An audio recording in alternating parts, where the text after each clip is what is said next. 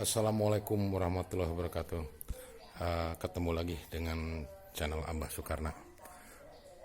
Di sini saya mau sedikit bicara tentang dampak pengaruh bagi keluarga yang kena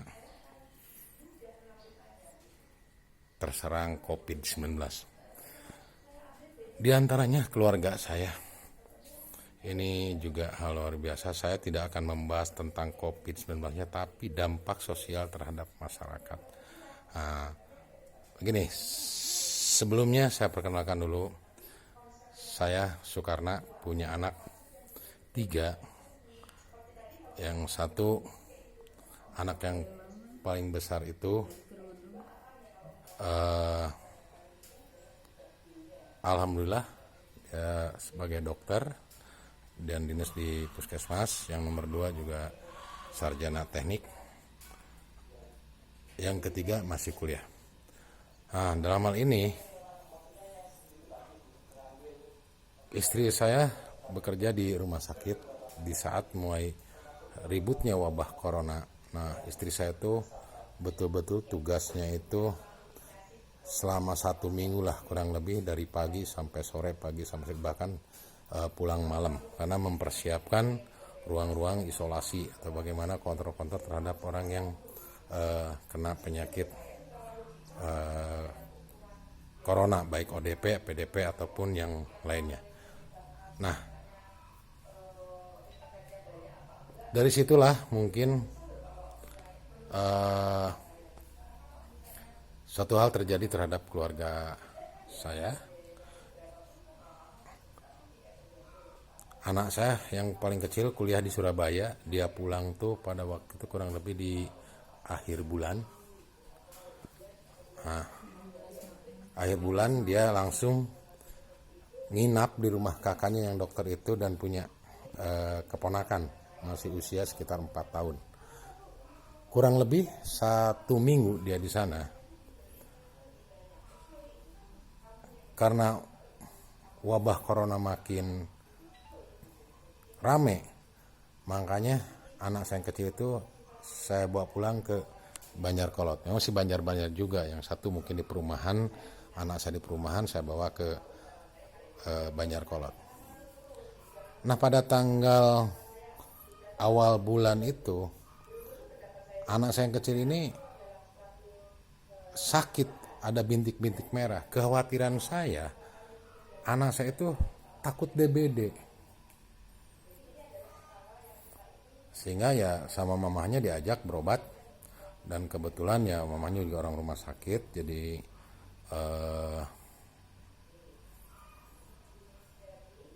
sambil dinas mungkin diajak berobat.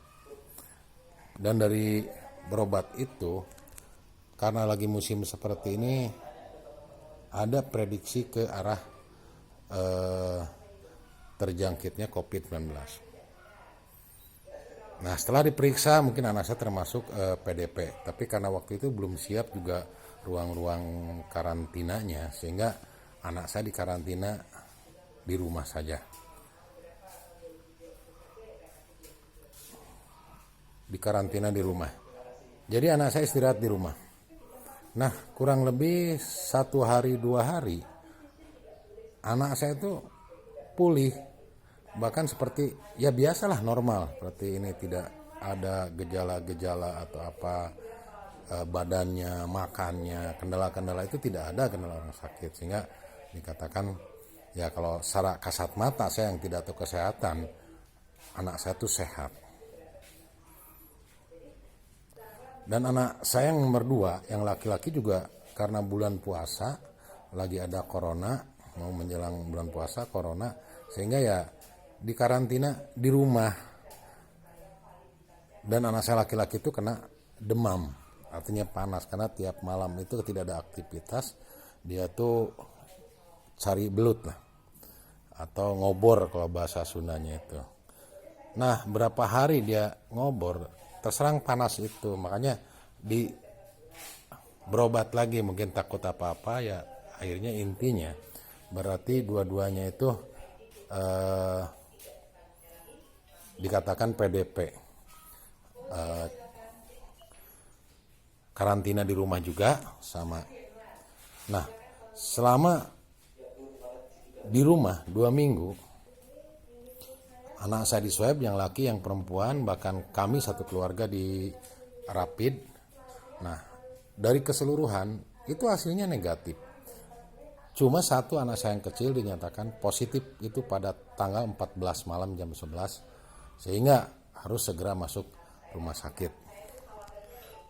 Nah, saya sendiri nggak merasa gentar, nggak merasa apa, karena lihat kondisi anak saya juga nyaman, ditanya sama saya nggak ada keluhan, nggak ada apa.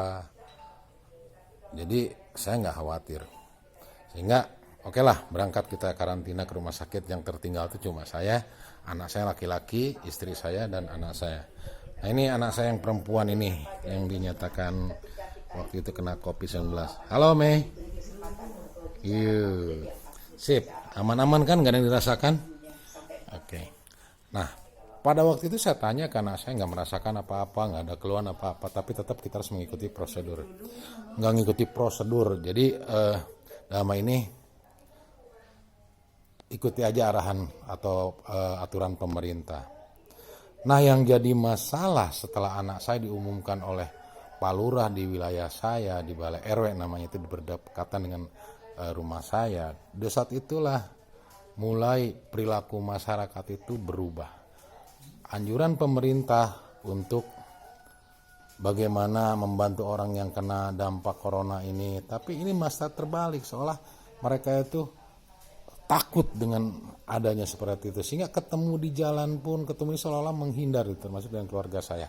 Nah, ini hal yang tidak pas yang saya rasakan. Ini paham tidak gitu kan, sementara saya fine-fine saja, nggak ada masalah lihat satu keluarga saya masuk ke rumah sakit, karena saya tahu persis kondisi mereka diberangkatkan ke rumah sakit itu dalam posisi yang kondisi yang sangat sehat gitu kan, sehingga hanya hasilnya swab saya, karena saya tidak tahu hasil swab itu seperti apa juga, nggak ngerti sampai saat ini pun saya tidak pernah terima itu hasil swabnya itu yang dinyatakan negatif atau positif itu seperti apa, itu tidak paham. Tapi oke lah, karena saya dari keluarga orang kesehatan ya saya ikuti anjuran pemerintah. Nah, berarti sudah dari tanggal 3 diperiksa swab, tanggal 14 itu kurang lebih hampir 2 minggu. Berarti anak saya udah normal, udah sehat, udah karantina di rumah. Tapi tetap mengikuti aturan. Nah, yang parahnya di warga ini, yang saya rasakan ini, dampak sosialnya itu sangat tinggi sekali. Bahkan sekarang sudah hampir 1 bulan, ada orang ketemu aja, ini takut. Nah, ini yang perlu dipertimbangkan, dampak sosial terhadap keluarga yang kena dampak atau kena terjangkit COVID-19 ini. Ini betul-betul sangat memprihatinkan. Nah, banyak masyarakat yang tidak paham dengan adanya wabah ini, sehingga mereka seolah melihat hantu, ketakutan, berlebihan gitu kan, sehingga segala sesuatunya itu dianggapnya tuh ngeri gitu. Nah, itu juga hal-hal yang perlu menjadi pemikiran. Dan saya juga sarankan bagi warga masyarakat yang memang kondisinya fit, badannya sehat, ini nggak usah terlalu takut, nggak usah terlalu ngeri manapun. Yang penting kita ikuti aja aturan pemerintah, pakai masker, cuci tangan, itu aja udah cukup. Anjuran yang paling utama itu seperti itu. Nah, ini mungkin yang perlu dipahami, karena saya mengalami percis langsung. Saya sampai ditinggal sendirian di rumah, anak saya, istri saya, menantu saya, semuanya di karantina. Nah, setelah mereka pulang semua, ini dampak sosialnya tidak berhenti. Seolah ke rumah kita ini orang-orang tuh masih ngeri, tetangga itu. Nah, maka dari itu tolong hal ini memang perlu menjadi pemikiran, menjadi satu hal yang sangat-sangat memprihatinkan terhadap keluarga yang kena dampak atau yang kena terjangkit COVID-19 ini. Nah, inilah hal yang perlu dikaji sampai ya biasanya kemarin saya waktu membangun itu satu gambaran banyak kayu bakar, orang berebut. Sekarang ada kayu bakar pun sudah tidak mau narik, tidak mau diambil gitu kan. Bahkan saya tawarkan seolah kayu bakar pun terjangkit gitu. Ini kan pola pikir yang betul-betul sangat memprihatinkan.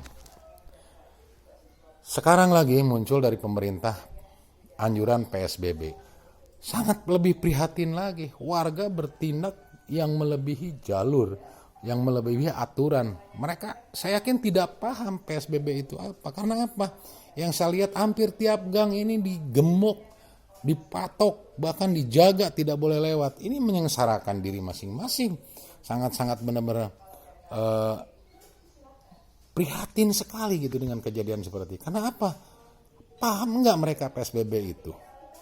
Karena apa? Sosialisasi PSBB pun tidak ada, hanya mengandalkan dari medsos atau pengumuman yang sepintas. Nah ini tidak paham. Ini betul-betul sangat memprihatinkan. Apa pengertian PSBB ini? Sehingga masuk ke sini sudah dipatok, masuk ke sini sudah dipatok, masuk ini sudah dijaga, sampai ke tingkat kota pun ini nggak ngerti gitu. Bahkan hal-hal ini tidak dipahami oleh masyarakat gitu kan.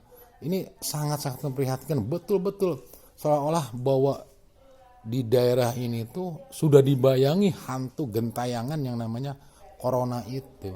Sehingga mereka mau gerak pun sulit. Sehingga ya tadi ujung-ujungnya PSBB ini dianggap oleh mereka itu adalah tidak boleh siapapun masuk ke wilayahnya. Dianggapnya daerah sendirinya yang paling bersih. Nah sehingga tetangga pun, beda RW pun sulit untuk masuk. Nah ini sangat-sangat ngeri lah pemahaman seperti ini. Jadi ini suatu bahan pemikiran siapa yang punya kewenangan dan siapa yang punya tugas dalam ini untuk mensosialisasikan terhadap masyarakat. Karena kejadian ini sangat-sangat memprihatinkan. Artinya setiap yang diluncurkan, setiap yang diumumkan, baik dari mulai ODP, PDP, OTG, nah ini tidak dipahami sampai sekarang PSBB. Ini lebih patah lagi pemahaman di masyarakat, sehingga gerak langkahnya atau segala macam perilakunya semua saling mencurigai. Nah ini yang tidak bagus. Dan juga kalau kita berpikir secara logika, kalau namanya PSBB, pembatasan sosial berskala besar ini dinyatakan oleh gubernur itu se-Jawa Barat, walaupun tahapan ada yang sudah di awal dan yang belum. Artinya kalau berpikir logika, siapa tamu dari luar kota yang mana mau datang gitu kan? Karena mereka juga sama se-Jawa Barat di karantina. Artinya titik-titik mana yang tidak di karantina atau tidak di PSBB, itu aja titik-titik yang harus dijaga. Dan itu pun juga saya kira yakin tanggung jawab oleh aparat pemerintah, bukan oleh warga. Nah sekarang di tiap gang banyak anak-anak begadang, banyak orang tua begadang, hanya menanti yang nggak tahu yang melewatnya itu siapa, karena semua juga di PSBB se-Jawa Barat gitu kan. Nah ini pemahaman ini sampai yang dikhawatirkan nanti corona hilang, mereka yang kena pada sakit gitu kan, bukan sakit corona tapi sakit karena begadang, karena apa yang ditunggunya itu tidak paham. Nah ini mungkin satu pemahaman yang saya rasakan sangat memprihatinkan, pola pikir atau mindset masyarakat akibat kurang sosialisasi terhadap mereka. Jadi pemahamannya jadi salah arti. Ini mungkin salah satu gambaran kekecewaan saya dari keluarga yang kena, salah satunya yang kena terjangkit COVID-19. Tapi saya sarankan kepada yang lain, bukan berarti kita nantang, bukan. Kita tenang, selama badan kita fit, badan kita sehat, aman dan makanan yang baik segala macam, saya yakin orang seperti itu tidak akan pernah terjangkit oleh COVID-19 ini. Jadi sekali lagi, jangan terlalu khawatir dengan keadaan seperti itu. Waalaikumsalam, ini kebetulan ada Pak Kuwu nih dari Desa Ciberem.